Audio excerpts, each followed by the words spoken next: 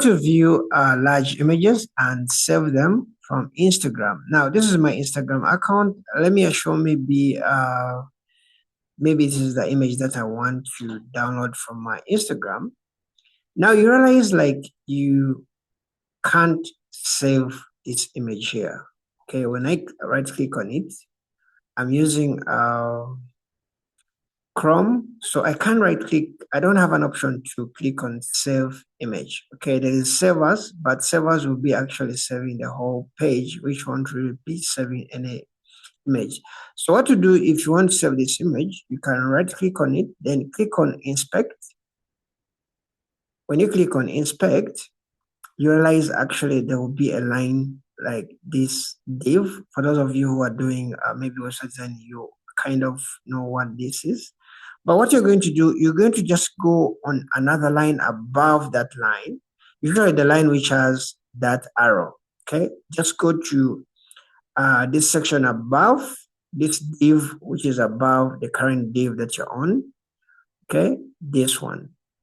Okay, so when you go to this, click on that arrow.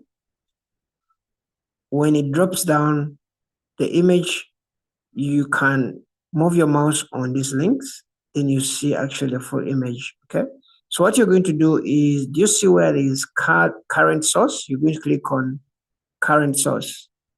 When you click on current source, it will load the full image on Instagram. Then you can right click and save image. So that's how you can view larger images on Instagram, okay, and save them. Okay, so let me try to repeat it again with another image so that you can really get it well. So let me assume I'm downloading let me click on okay, let me click on this. So I want to download this. I'll right click and let me click on inspect.